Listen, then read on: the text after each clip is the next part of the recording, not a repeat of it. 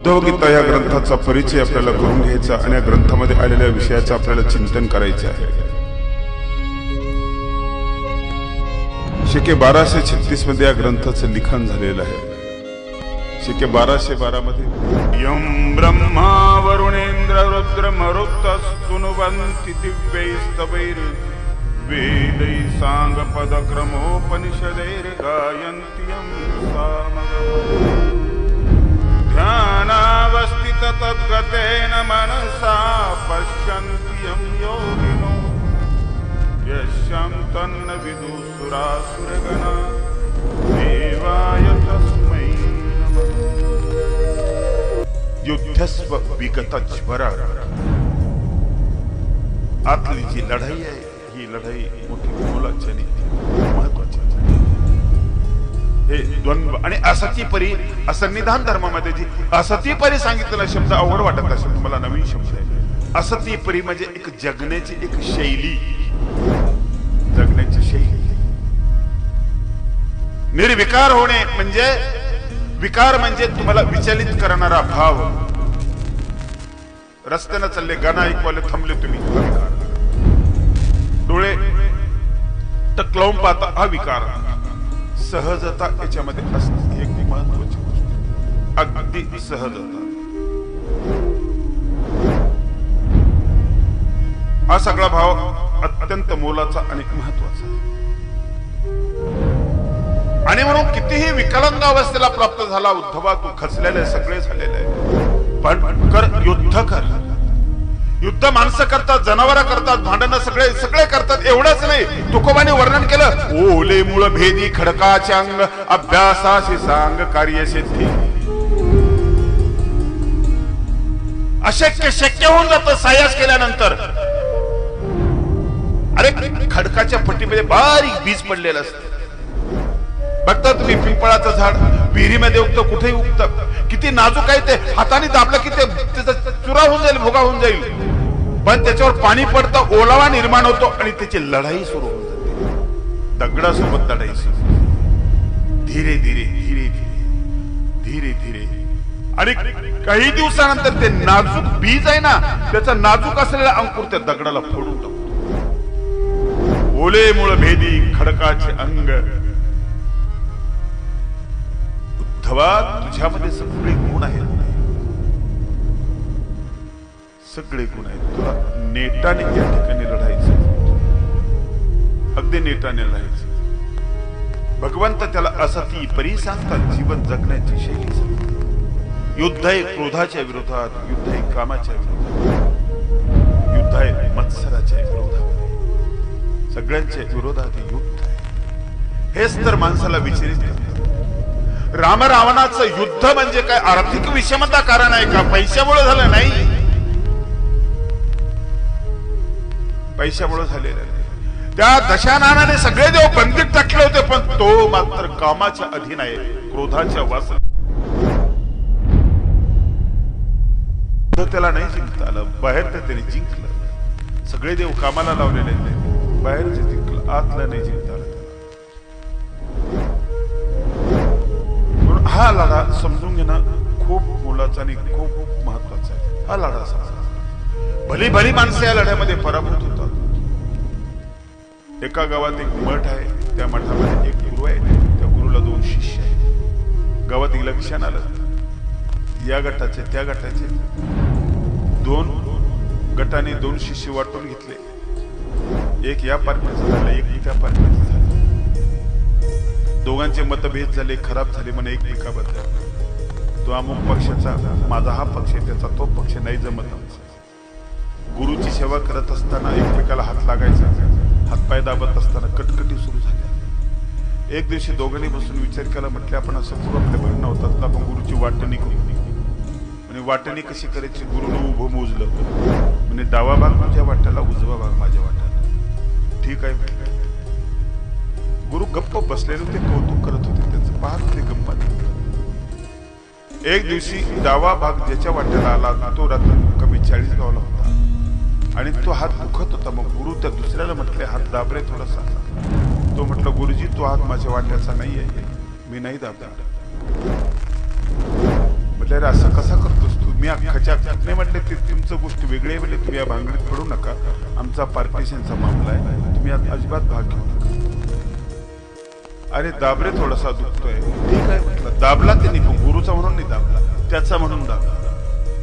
त्याचं काम हा नीट करेल का कुठलं तरी?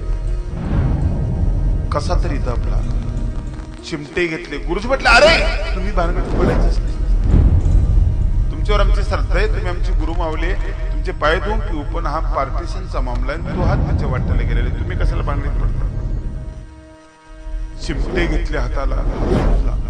दुसऱ्या दिवशी योगायोगाने तो होता मुक्कामी, हा धुळ्याला गेला, तो तिकडं मुक्कामी होता.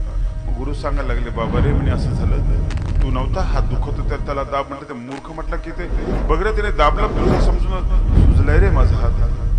तो म्हणे गुरुजी, आणि माझ्या वाट्याला आलेला हात त्याने सुजून टाकला. म्हणे हो रे बाबा, म्हणे काळजी करू नका, तुम्ही या भांगडीत पडू नका, त्याच्या वाट्याला गेलेला जो हात आहे ना, मी तो ठीक ठेवणार नाही. त्यांनी तो मोडूनच टाकला. दोघंही गुरुसमोर हात जोडतात. गुरुजी तुम्ही श्रद्धेय, पूजनीय, आदरणीय मोठे माणसं, तुम्ही आम्हाला घडवलं, असं केलं, पण ह्या पार्टिशन मध्ये पडू नका, या भांगडीत पडू नका, तुमचा विषय नाही. दुसऱ्या दिवशी बघितला, गुरुजीची दाढी डोकी वाढलेली होती. एकाने उचललं, गुरुला नेले हेअर कटिंग सलून मध्ये, गुरुजीवर बसवलं आणि तिथल्या न्हाव्याला सांगितले की आमच्या गुरुजीची चप्पी करून टाक, आणि दाढी वगैरे सगळे करून टाक. त्यांनी तयारी केली, वस्तारा वगैरे लावला, घासला, डोक्याला पाणी लावलं, चिप्पी करायला सुरुवात केली. पहिला वस्तारा थोडासा ओढल्यानंतर दुसरा आजार झाला. तो म्हणे काय लावलंय? म्हणे गुरुजींची चिप्पी करायची. तुझा अर्धा भाग आहे, तू चिप्पी कर, माझ्या अर्ध्या भागामध्ये मला हिप्पी ठेवायची. अजिबात या भांगडीत पडायचे. गुरुजी म्हटलं अरे आज तुम्ही अजिबात दोघांनी हात जोडले, तुम्ही या भांगडीत पडूच नका, तुम्ही धार्मिक माणसं आहे, तुम्ही सज्जन माणसं, या कटकटीत पडताच कशाला तुम्ही? ए आमचं चाललेलं आहे. याने नाही ऐकलं, त्याने नाही ऐकलं, अर्धी चिप्पी झाली, अर्धी हिप्पी राहिली. दाढीचा भाग, अर्धी दाढी झाली, अर्धी राहिली, अर्धी मिशी झाली, अर्धी मिशी राहिली. कशी दिसायला लागली गुरु? कशा दिसायला लागली यापेक्षा ते कशामुळे दिसायला लागली, कशामुळे दिसायला लागली, हा आतला लढा महत्वाचा आहे. तुमच्यावर विजय, कोणीतरी विजय तुमच्यावर मिळवतो, कोणीतरी विजय मिळवतो तुमच्यावर. आणि म्हणून अशाच स्मरण महत्वाचं आहे की जिथं लढा देण्यासाठी तुमच्यामध्ये बल निर्माण होईल. चक्रधर स्वामी माझा, चक्रधर स्वामी माझा, स्मरावा तुम्ही हो. चक्रधर स्वामी माझा, चक्रधर स्वामी माझा, स्मरावा तुम्ही हो. चक्रधर स्वामी माझा, चक्रधर स्वामी माझा, स्मरावा तुम्ही हो. चक्रधर स्वामी माझा, चक्रधर स्वामी स्मरावा तुम्ही.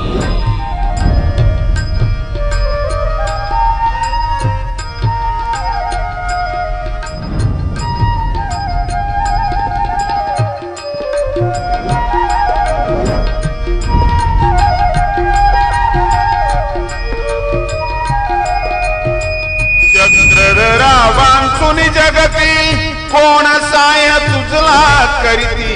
चक्रधरा वांचुनी जगती, कोण साय तुझला करीती. भाव धरुणी त्याचे वरती, भाव धरुणी त्याचे वरती, म्हणे आठवी रे. चक्रधर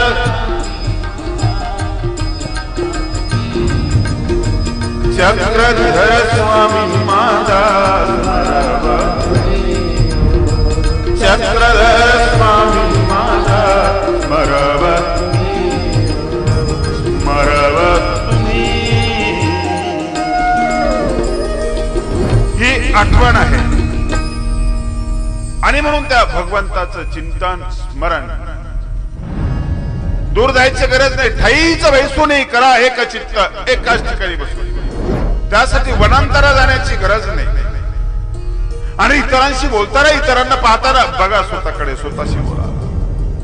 मोठी माणसं स्वतःशी बोलत असतात. गाडगे बाबा भिक्षाला जायचे आणि ज्यावेळेस एक ठिकाणी गेले पुरणपोळीचा स्वयंपाक चालू होता, वाटलं त्यांना आज पोळी खावं. म्हटले बाई मला पोळी आवडते बरं का. नवऱ्याने ऐकला आणि इतका चिडला, म्हटलं आता इतक्या दिवसानंतर पोळी करतोय, एक तर पैशाने आमच्याकडे नाही, पोळी मागायला लगेच ती काठी बाबांच्या पाठीत 2-4 काठ्या मागल्या.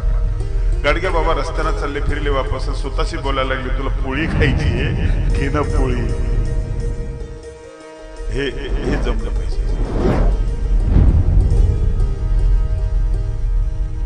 कालिदास मेघदूतासोबत बोललेला आहे, जा रे चंद्रा जा उधळीत मेघा उधळीत रथ आपुला, सांग सख्याला बसलेला उभी डोळे वाटेला. जा रे चंद्रासोबत. सावरकर समुद्रासोबत बोलले, सागरा प्राण तळमळला. किती जिवंत माणसं आहे तुम्ही, जिवंत माणसं. आम्ही माणसाशी बोलायला तयार नाही.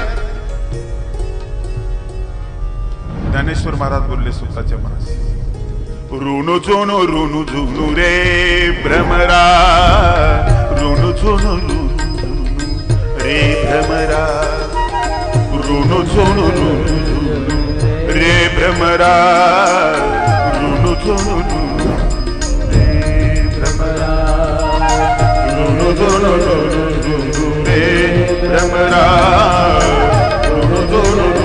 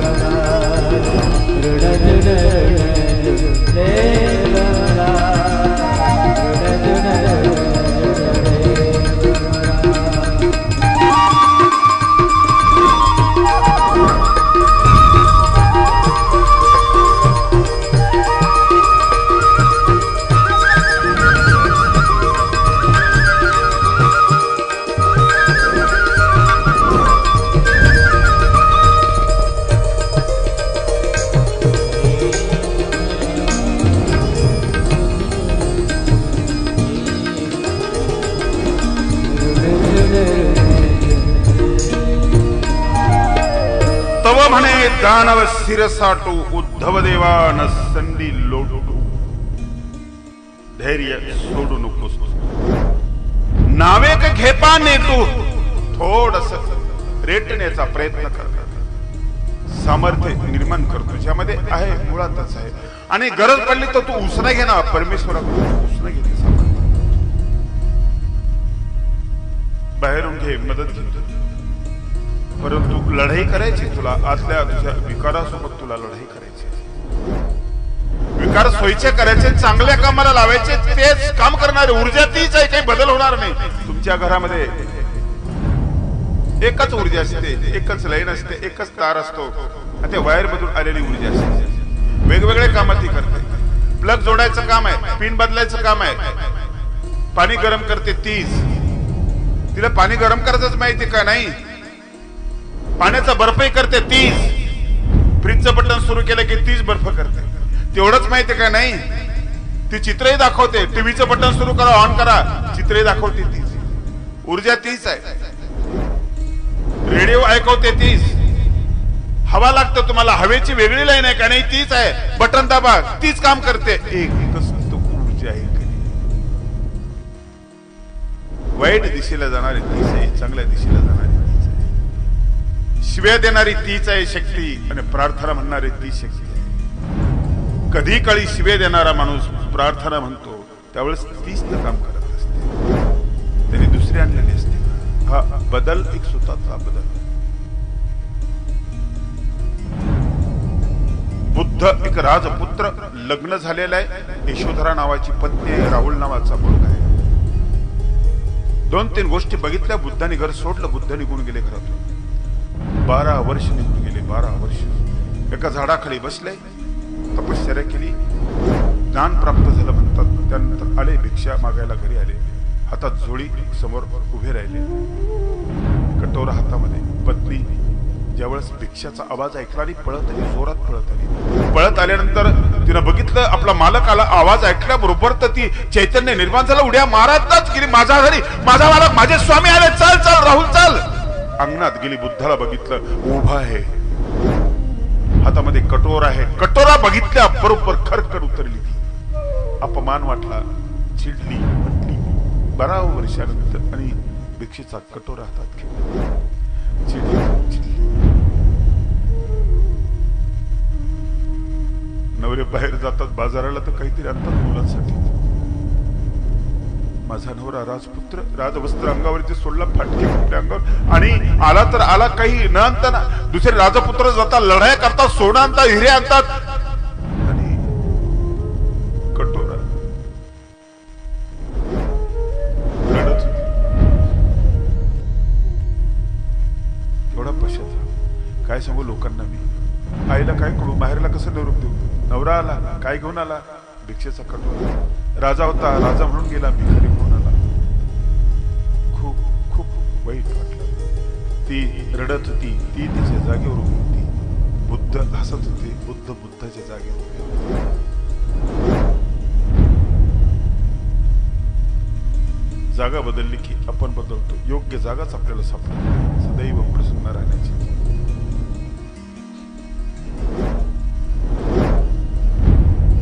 बुद्ध म्हटले, चुकीच्या जागी बघितलंस म्हणून रडायला लागली. कटोऱ्याकडे बघितलं. ती म्हटली, कटोराच पाहिजे होता तर मी दिले असते ना तुम्हाला. हजारो कटोरे इथंच. बाहेर 12 वर्ष जायची काय गरज आहे? बुद्ध पुन्हा हसले, म्हटले माझ्या चेहऱ्याकडे बघण्यात. चुकीची जागा सोड, चेहऱ्याकडे बघितलं तर थक्क झाली. हजारो सूर्याचा प्रकाश त्या चेहऱ्यात, ते तेज, ती प्रसन्नता. चटकन लक्षात आलं, माझ्या अनाथाने वेगळं आणलं काहीतरी. कुठल्याच युवराजला हे आणता आलं नाही. तेज कुणीच नाही आणलं. हा स्वतःवरचा विजय प्राप्त केलेला आहे. स्वतःवरचा विजय प्राप्त केला. भेटीला गेलेल्या सिकंदरला राजस्थान मधला तो एक फकीर सांगतोय. तो सिकंदर म्हणतोय, काय पाहिजे सांग तू. मी जगत जेता सिकंदर, जग माझ्या ताब्यात आहे, काय पाहिजे? झोपडीत राहतो, मोडक्या झोपडीमध्ये. अंग उडाय तुझा, उभा राहायला सूर्याचं किरण घेत. सांग, तुला बंगला देऊ, महल देऊ, तुला काय देऊ सांग. तेजस्वी भिकारी त्याला सांगतोय, तू मध्ये उभा राहायला, सूर्याची सावली, ऊन माझ्यावर पडतंय, तू मध्ये उभा राहायला, तुझी सावली माझ्यावर पडलेली आहे, मला गरीब बनवलंस तू. सावली बाजूला काढ आणि चालता हो, मी मजेत आहे. जगात जे त्या माणसाला चालता हो म्हणण्याची ताकद एका फकीरामध्ये. जगत जेता कोण आहे? सिकंदर की तो फकीर. आता विचाराचा मी करत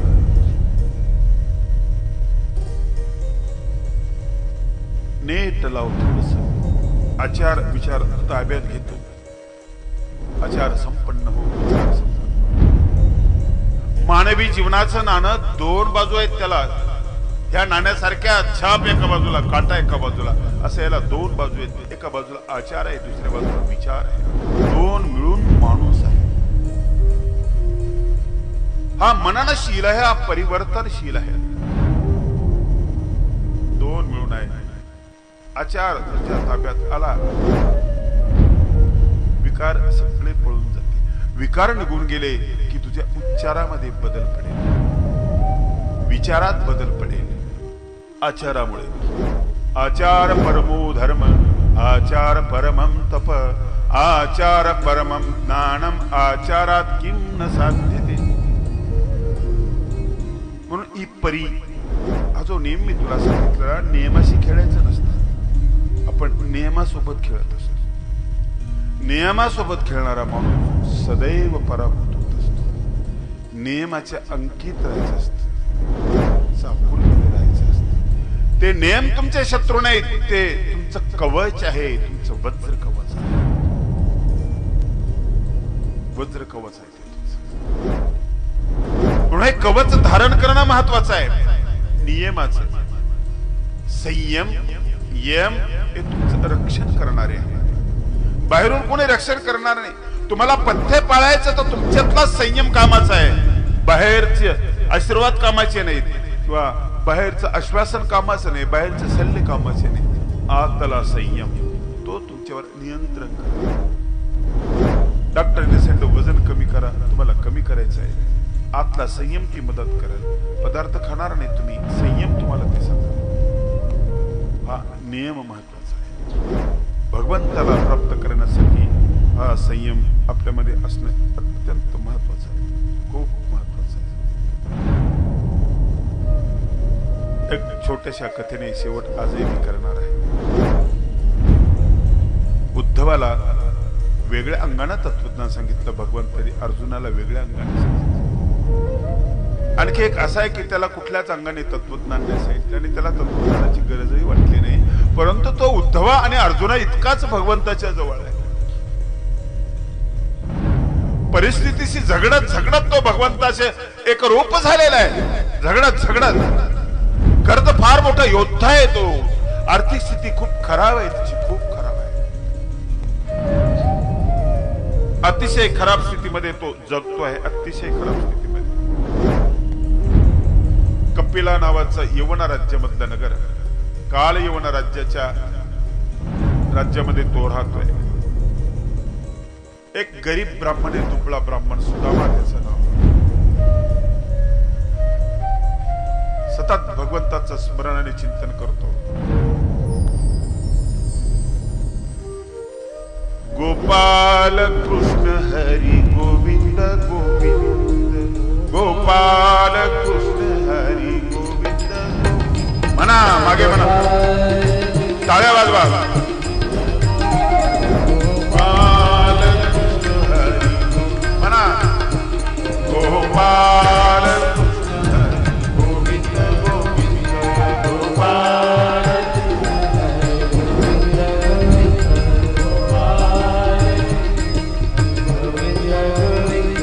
गोपाल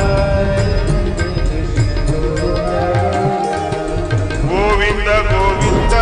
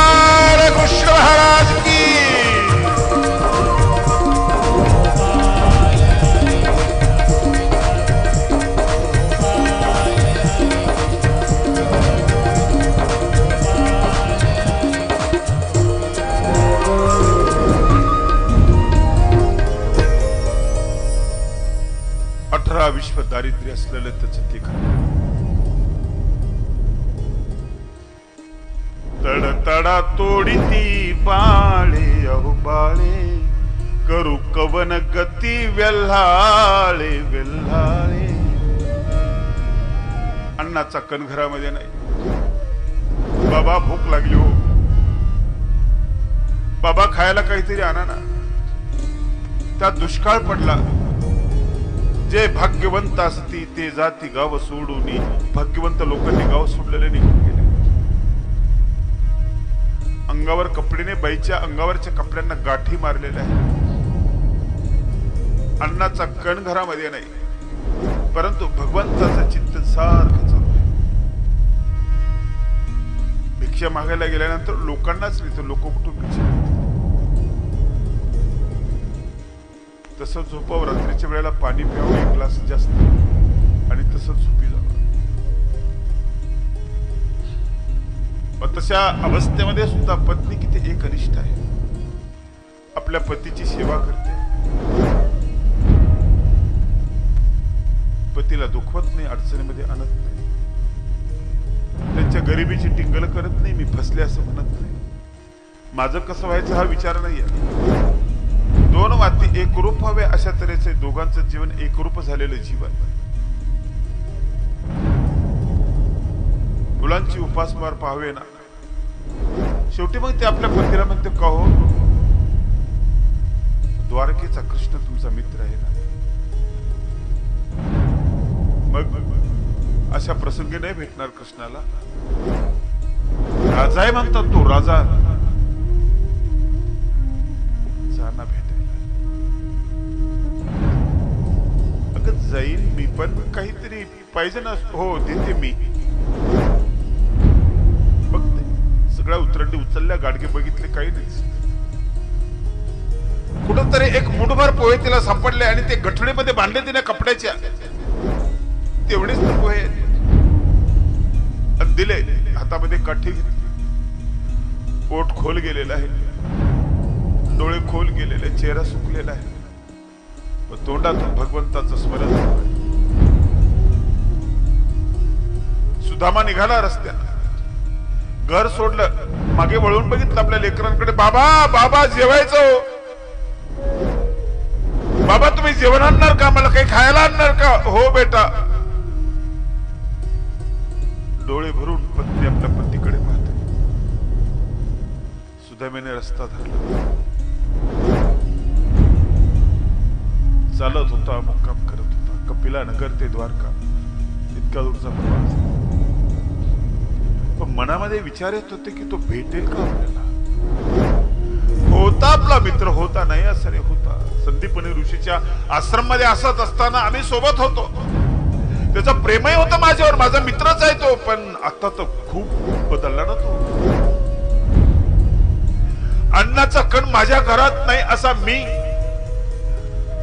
फुटकं गाडगं पाणी पिण्यासाठी असं मी, आणि सोन्याचे भांडे ज्याच्याकडे आहे, सोन्याच्या सिंहासनावर ज्याची द्वारका सोन्याची असा तो. कुठे सूर्य आणि कुठे काजवा. रस्त्याने चालला होता, अखंड स्मरण. गोपाल कृष्ण हरी गोविंद गोविंद, गोपाल कृष्ण हरी गोविंद गोविंद. त्या परिस्थितीमध्ये त्याचा धीर नाही खचला, तो विचलित नाही झाला. आपण विचलित होतो, तो नाही विचलित झाला. असेल प्रभूची कृपा. त्यांनी जे दिले ना ते प्रसाद म्हणून घेतोय मी. दारिद्र्य हा त्याचा प्रसाद असेल तर मी स्वीकारला तो. आणि मी आनंदात आहे, मी खुशीमध्ये आहे ना. त्याच्या नामाचं बळ आहे माझ्याकडे, आहे, प्रसन्न आहे मी. ती द्वारका सोन्याची दिसत होती, पण आनंद होता आज मी त्याला बघणार. माझ्या कृष्णाला मी पाळणार आहे. किती किती त्यावेळेस टोप नव्हता त्याला, पण किती छान केस असायचे त्याचे. आठवतं मला, एक वेळेस आम्ही सरपणासाठी गेलो. पाऊस सुरू झाला. गुरुमाईने माझ्याकडे हरभरे दिले, ते दोघांनी खायचे म्हणून चुकत झाली माझ्याकडून.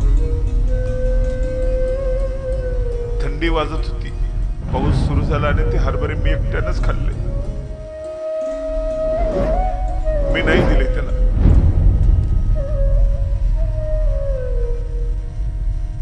काही बोलला नाही, त्याला कळलं तेव्हाच. ती आठवण काढाल का तो आता गेला?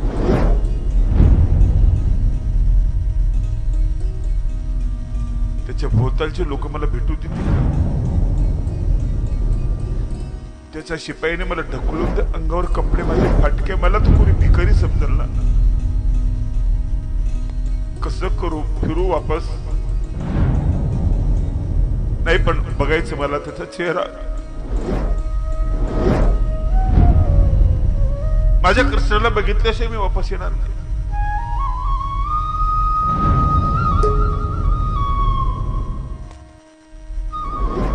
दर पे तेरे हुआ मुरली बजाने वाले, बंसी बजाने वाले, दर पे तेरे हुआ मुरली बजाने वाले, बंसी बजाने वाले, दर पे तेरे हुआ मुरली बजाने वाले, बंसी बजाने वाले, जीवन की नाव मेरी अब तो तेरे हवाले, अब तो तेरे हवाले, जीवन की नाव तेरी अब तो तेरे हवाले, अब तो तेरे हवाले.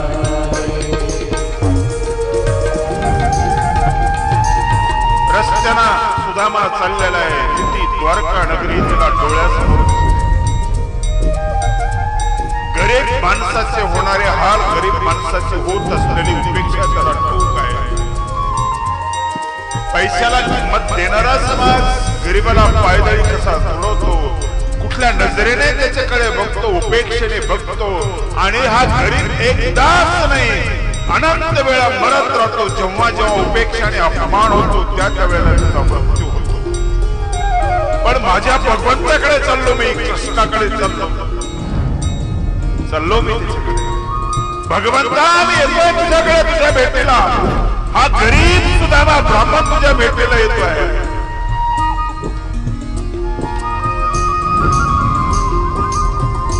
मझधार नाव मेरी सूझे नहीं किनारा, मझधार नाव मेरी सूझे, मझधार नाव मेरी सूझे नहीं किनारा, मझधार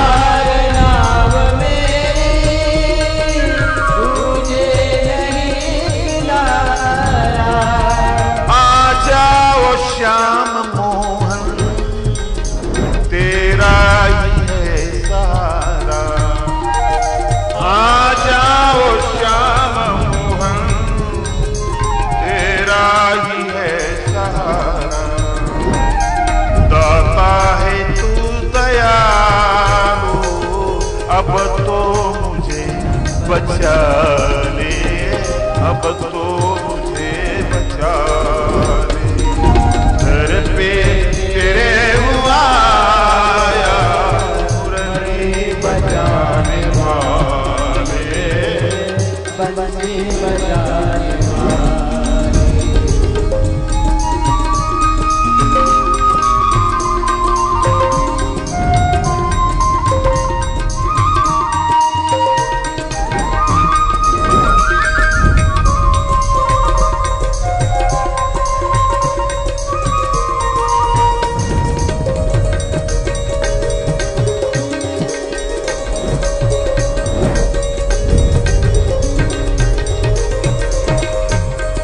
द्वारकेच्या जवळ जाऊन पोहोचला. प्रभू, मला गरिबीचं दुःख नाही वाटत. दुःख याचं वाटतं की जी जबाबदारी तू माझ्यावर टाकलेली आहे संसाराची,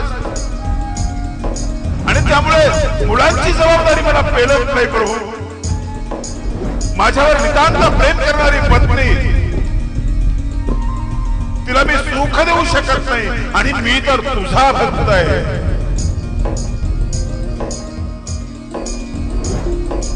तुझ्या दयेबद्दल, तुझ्या सामर्थ्याबद्दल तिला शंका येऊ नये आणि म्हणून मला त्याची भीती वाटते. द्वारकेच्या त्या शहरमध्ये सुदामा पोहोचल्यानंतर त्या ठिकाणी रस्त्यानं जात होता. गल्लीतून द्वारकेचा राजवाडा कुणीकडे, समोर समोर इकडे इकडे झाला. भिकारी दिसतो.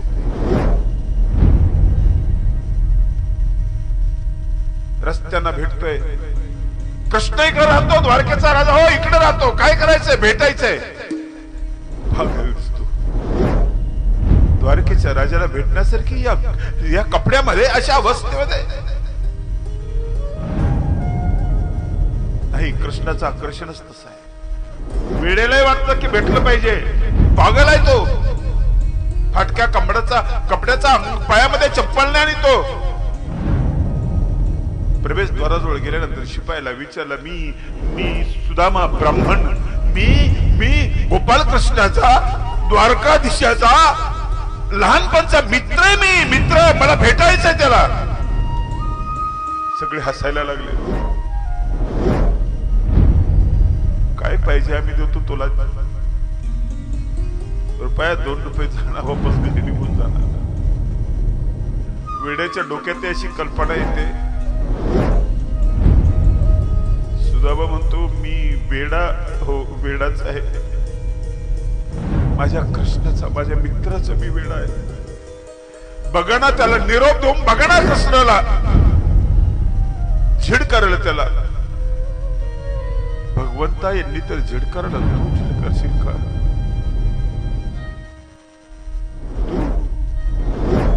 तूही माझा अपमान करशील.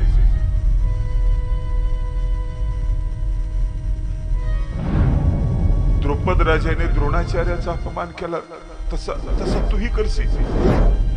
असं तर म्हणणार नाहीस ना, मी राजा कुठं आणि तू भिकारी कुठं? मैत्री तर सारख्या लोकांची असते ना. समेषु मैत्री व्यसनेषु सख्यम. तू मित्र म्हणून येण्याची हिंमत केलीच कशी माझ्याकडे? तू माझा मित्र असू शकतो का?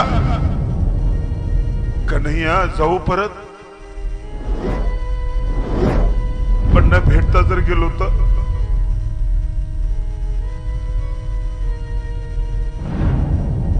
काय म्हणेल माझी पत्नी? अरे सांगा ना, सांगा. माझा मित्र आहे, खरंच माझा मित्र आहे. तुमचा विश्वास नाही बसत माझा. बोलून तर बघा ना रे, एक वेळेस बोलून बघा ना तुम्ही. एका जणाने ऐकलं, फारच कळवळा करतोय. गरीब आहे बिचारा, पण इतकं खोटं कसं बोल? सांगून तर बघू आपण कृष्णाला.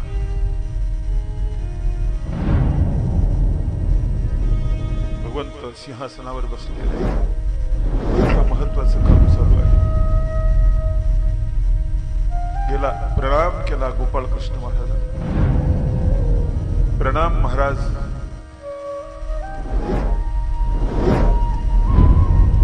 एक गरीब ब्राह्मण तुमच्या भेटीसाठी येतोय. प्रवेशद्वाराजवळ थांबवलेला आहे. आपली परवानगी असेल तर. असं गरीब ब्राह्मण आहे. हो, गरीब ब्राह्मण. नाव काय म्हणाला त्याचं? सुदामा. मा अक्षर उच्चारण्याच्या अगोदर, सुदामाच्या अगोदर भगवंताने उडी घातली खाली.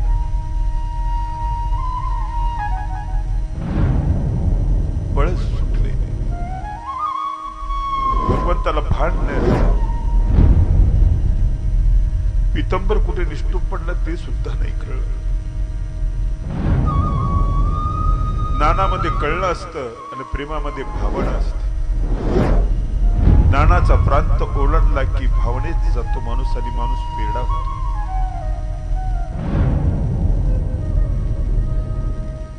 पळत गेले भगवंत. लोक बघायला लागले, झालंय काय भगवंताला? झालं काय? राजाला झालंय काय? कुणाच ठाऊक. अरे मागे बघत नाही, फक्त पितरमाग मागे पडलेला आहे. वेड्यासारखं भगवंत पळत गेले. वेडच तर होतो ना तो. शहाणा असतो तो दुर्योधनाच्या दरबारामध्ये प्रसादामध्ये. विदुराच्या घरी गेल्यानंतर ते केळं खात असताना फोत्र खात राहतो, गाभा सोडून देतो, वेडाच बनतो तो. तिथं शहाणा असतो. दुर्योधन सांगतो की जेवण माझं कर, माझं निमंत्रण आहे तुला, आणि स्पष्ट शहाणपणानं सांगतो 3 कारण आहेत जेवण करण्याचे. एक तर मी भिकारी असेल तर खाण्यासाठी तुझ्याकडे येईल, मी भिकारी नाही. दुसरं, दडपणामुळे माणूस जेवण करतो, मी तुला घाबरत नाही. आणि तिसरं, प्रेम असलं तर जेवण करतो, तुझं माझं प्रेम नाही. इतक्या शहाणपणाच्या गोष्टी. विदुर काकाच्या झोपडीमध्ये काकू बसलेले, आंघोळ करता करता आली, अंगावर कपडे नाही, तशीच बसली नग्नावस्थेमध्ये, आणि कृष्णाला ते केळं खाऊ घालते, फोत्र त्याला देते, गाभा आपण खाते, काहीच कळत नाही. पोट भरला भगवंताचा, अर्ध टोकर संपलेलं आहे. विदुर काका येतात, तिला बघतात, भूतासारखी म्हटलं, ए पागल उठ. आता ती जागी होते, आता ती लाजते. लाज त्या वेळेला येत असते की बंधन ज्या वेळेस येतं त्यावेळेस वेडाच होतो. प्रवेशद्वाराच्या पलीकडे गेल्यानंतर भगवंताने त्या सुदामाला बघितलं, कडकडून मिठी मारली, एकदम आलिंगन दिलं, कडकडून आलिंगन दिलं. एक रूप झाले दोघे, एक रूप झाले.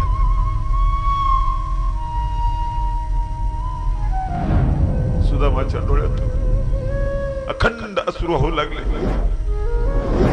ही भेट काय माणसाची आहे, ही भगवंताची भेट आहे. डोळ्यातून आनंदाचा वर्षाव होऊ लागला. किती दिवसाने भेटतो श्री सुदामा, चल.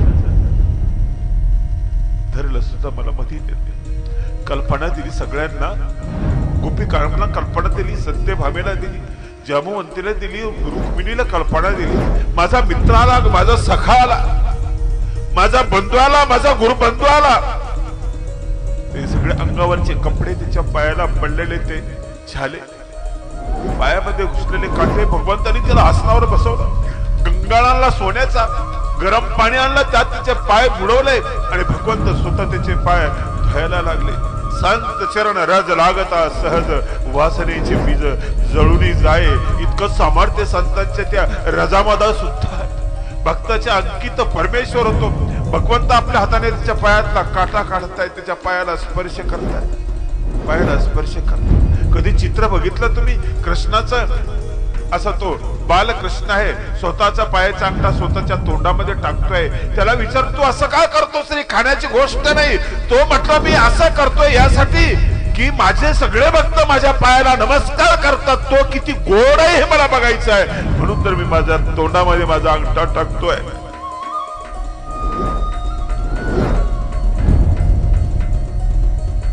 विचारपूत झाली.